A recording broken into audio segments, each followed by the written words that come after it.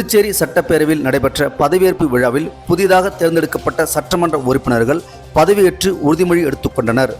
புதுச்சேரி சட்டப்பேரவை தேர்தலில் என்ஆர் காங்கிரஸ் மற்றும் பாஜக கூட்டணி வெற்றி பெற்று மீண்டும் ஆட்சியை அமைத்துள்ள நிலையில் புதிய சட்டமன்ற உறுப்பினர்களின் பதவியேற்பு விழா இன்று நடைபெற்றது. தற்காலிக சபாநாயகர் அன்பழகன் தலைமையில் நடைபெற்ற இந்த நிகழ்ச்சியில் முதலமைச்சர் ரங்கசாமி முதலில் பதவியேற்று உறுதிமொழி எடுத்துக்கொண்டார். இதனைத் தொடர்ந்து அமைச்சர்களான நமச்சிவாய் மற்றும் மல்லாடி கிருஷ்ணராவ் உள்ளிட்ட பல்வேறு கட்சிகளைச் சேர்ந்த சட்டமன்ற உறுப்பினர்கள் ஒன்றன் பின் ஒன்றாக பதவியேற்று உறுதிமொழி ஏற்றனர். பதவியேற்பு நிகழ்ச்சியின் போது சட்டப்பேரவை வளாகத்தில் உற்சாகமான சூழல் நிலவியது. இந்த நிகழ்ச்சியில் அரசியல் கட்சி தலைவர்கள், முக்கிய நிர்வாக அதிகாரிகள் மற்றும் பொதுமக்கள் பலரும் கலந்து கொண்டனர். புதிய அரசு பொறுப்பேற்றுள்ள நிலையில் சட்டப்பேரவையின் அடுத்த கட்ட நடவடிக்கைகள் மற்றும் மக்கள் நலத்திட்டங்கள் விரைவில் தொடங்கும் என எதிர்பார்க்கப்படுகிறது. சட்டவிரோத ஆன்லைன் மருந்து விற்பனையை தடை செய்ய வலியுறுத்தி புதுச்சேரியில் 1000க்கும் மேற்பட்ட மருந்து கடைகள் இன்று மூடப்பட்டுள்ளன. நாடு தழுவிய அளவில் மருந்து வணிகர்கள் முன்னெடுத்துள்ள முழு அடைப்பு போராட்டத்திற்கு ஆதரவாக புதுச்சேரி மாநில மருந்து வணிகர்கள் சங்கம் இந்த போராட்டத்தில் ஈடுபட்டுள்ளது. சட்டவிரோத ஆன்லைன் மருந்து விற்பனையை தடுக்க வேண்டும், மருந்துகளின் அநியாய தள்ளுபடி விற்பனையை கட்டுப்படுத்த வேண்டும் மற்றும் மருந்து வணிகர்களின் வாழ்வாதாரத்தை பாதுகாக்க வேண்டும் என்பன உள்ளிட்ட கோரிக்கைகளை வலியுறுத்தி இந்த போராட்டம் நடைபெற்றது. இதன் காரணமாக புதுச்சேரி யூனியன் பிரதேசத்தின் 4 பிராந்தியங்களிலும் செயல்பட்டு வந்த 1000க்கும் மேற்பட்ட மருந்து கடைகள் இன்று அடைக்கப்பட்டுள்ளன. இந்நிலையில் பொதுமக்களுக்கு பாதிப்பு ஏற்படுத்தாத வகையில் மருத்துவக் கல்லூரிகள், தனியார் மருத்துவமனைகள் மற்றும் கிளினிக்குகளில் உள்ள மருந்தகங்கள் வழக்கம் போல செயல்படும் என தெரிவிக்கப்பட்டுள்ளது.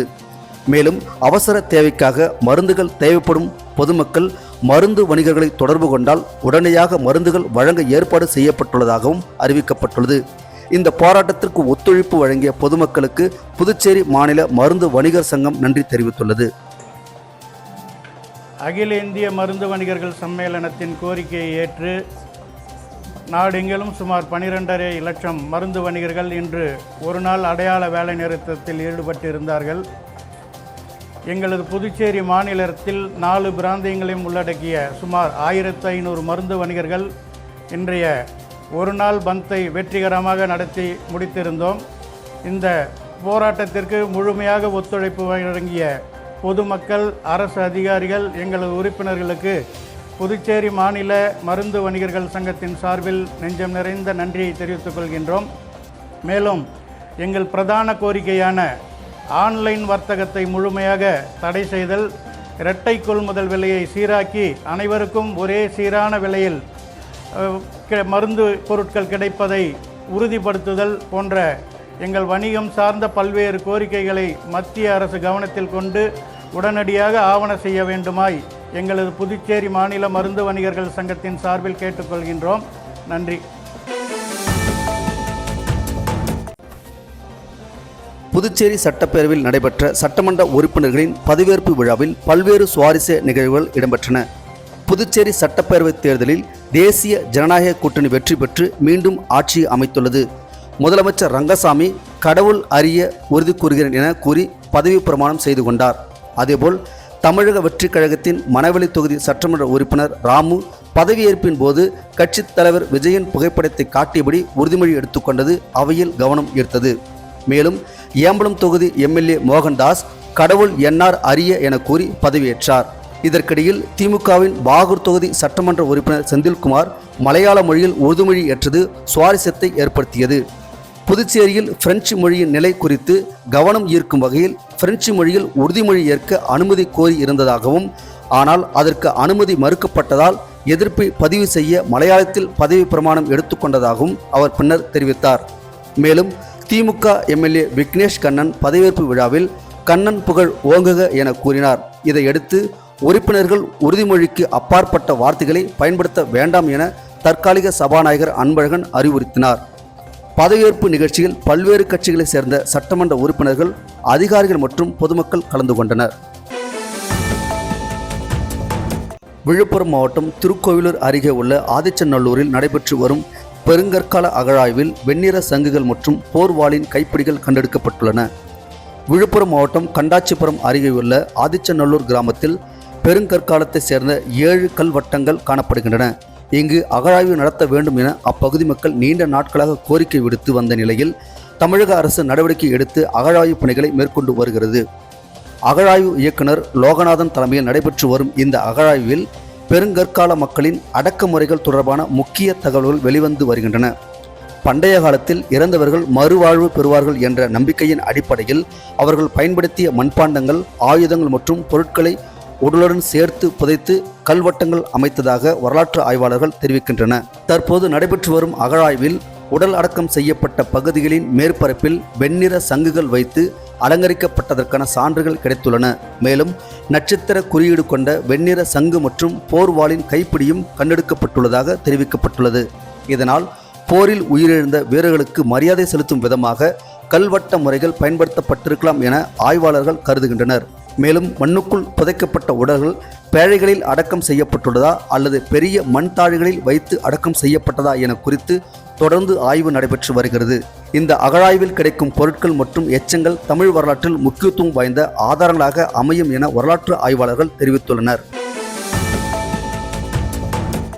உலக தேனீக்கள் தினத்தை முன்னிட்டு தேனீக்களின் முக்கியத்துவம் குறித்து விழிப்புணர்வை ஏற்படுத்தும் வகையில் புதுச்சேரியில் விழிப்புணர்வு மராத்தான் போட்டி நடைபெற்றது. ஆண்டுதோறும் மே 20ஆம் தேதி உலக தேனீக்கள் தினம் கடைபிடிக்கப்பட்டு வருகிறது. உயிரியல் பன்மை பாதுகாப்பு, உணவு பாதுகாப்பு மற்றும் நிலையான வேளாண்மை வளர்ச்சியில் தேனீக்கள் மற்றும் மகரந்த சேர்க்கை உயிரினங்கள் வசிக்கும் முக்கிய பங்கை எடுத்துரைப்பதே இந்த நாளின் நோக்கமாகும். இதனை முன்னிட்டு புதுச்சேரி அரசின் மாசு கட்டுப்பாட்டு குழுமம், சுற்றுச்சூழல் தகவல் விழிப்புணர்வு திறன் மேம்பாடு மற்றும் வாழ்வாதார திட்டம் மற்றும் பாண்டிச்சேரி தேனீ வளர்ப்பு கூட்டுறவு சங்கம் இணைந்து விழிப்புணர்வு மராத்தான் போட்டியை நடத்தின. புதுச்சேரி கடற்கரை சாலையில் உள்ள மகாத்மா காந்தி சிலையில் இருந்து தொடங்கிய இந்த 5 கிலோமீட்டர் மராத்தான் போட்டி ரயில் நிலையம், அண்ணா சாலை மற்றும் சர்தார் வல்லபாய் பட்டேல் சாலை வழியாக சென்று மீண்டும் காந்தி சிலையில் நிறைவடைந்தது. நிகழ்ச்சியில் அறிவியல் தொழில்நுட்பம் மற்றும் சுற்றுச்சூழல் துறையின் சுற்றுச்சூழல் பொருளாளரும் புதுச்சேரி ஹெலப் ஹப் ஒருங்கிணைந்த பொருளாளருமான காலமேகம் வரவேற்பு ஆற்றினார். தொடர்ந்து புதுச்சேரி மாநில தேசிய நாட்டு நலப்பணித்திட்ட அலுவலரும் இந்திரா காந்தி கலை மற்றும் அறிவியல் கல்லூரி இணை பேராசிரியருமான டாக்டர் சதீஷ்குமார் பாராட்டுரை வழங்கினார். இதனைத் தொடர்ந்து புதுச்சேரி மாசு கட்டுப்பாட்டு குழுமத்தின் உறுப்பினர் செயலாளர் டாக்டர் ரமேஷ் தலைமை உரை ஆற்றினார். மராத்தான் போட்டியை கொடியசைத்து தொடங்கி வைத்தார். இந்நிகழ்ச்சியில் தேசிய நாட்டு நலப்பணி திட்ட தன்னார்வலர்கள், கல்லூரி மாணவர்கள், அரசு சாரா அமைப்புகள் மற்றும் பொதுமக்கள் உள்ளிட்ட 1000க்கும் மேற்பட்டோர் கலந்து கொண்டனர். மேலும் போட்டியில் வெற்றி பெற்றவர்களுக்கு பரிசுகளும் சான்றிதழ்களும் வழங்கப்பட்டன. கோட்டக்குப்பம் அருகே பிரபல ரவுடி ஒருவர் வெட்டிக்கொலை செய்யப்பட்ட வழக்கில் 6 பேரை போலீசார் கைது செய்துள்ளனர். இந்த கொலைக்கான காரணம் குறித்து போலீஸ் விசாரணையில் பரபரப்பு தகவல்கள் வெளியாகியுள்ளன. விழுப்புரம் மாவட்டம் மரக்காணம் அருகேயுள்ள கூனிமேடு குப்பம் பகுதியைச் சேர்ந்த சிவகுரு என்ற 37 வயது நபர் மீது பல்வேறு குற்ற வழக்குகள் நிலுவையில் உள்ளதாக போலீசார் தெரிவித்துள்ளனர். கடந்த 16ஆம் தேதி இரவு கீழ்புத்துப்பட்டு அடுத்த கங்கை நகர் காட்டுப்பகுதியில் நண்பருடன் மது அருந்து கொண்டிருந்த போது மர்ம கும்பல் ஒன்று சிவகுருவை அரிவாளால் வெட்டி கொலை செய்து தப்பிச் சென்றது. இந்த சம்பவம் தொடர்பாக கோட்டக்குப்பம் போலீசார் வழக்கு பதிவு செய்து விசாரணை நடத்தினர். விசாரணையில் கூனிமேடு பகுதியைச் சேர்ந்த பிரகாஷ் மற்றும் பொக்க கார்த்திக் தலைமையிலான கும்பல் இந்த கொலையில் ஈடுபட்டது தெரிய வந்தது. இதையடுத்து பிரகாஷ், பார்த்திபன், ஜான்சன், கலைவாணன், முகுந்தன் மற்றும் பொக்க கார்த்திக் உள்ளிட்ட 6 பேரை போலீசார் கைது செய்து விசாரணை மேற்கொண்டனர். போலீஸ் விசாரணையில் கடந்த மார்ச் மாதம் கூனிமேடு கடற்கரையில் நடைபெற்ற மாசிமக திருவிழாவின் போது சிவகுருவுக்கும் பிரகாஷ் மற்றும் பொக்க கார்த்திக்கும் இடையே தகராறு ஏற்பட்டதாக தெரிய வந்துள்ளது. மேலும் சமீபத்தில் நடைபெற்ற கிரிக்கெட் போட்டியிலும் பிரச்சனை ஏற்பட்டதுடன் பொக்க கார்த்திக்கின் மகள் பிறந்தநாள் விழாவில் சிவகுரு தரப்பினர் கொலை மிரட்டல் விடுத்ததாக கூறப்படுகிறது.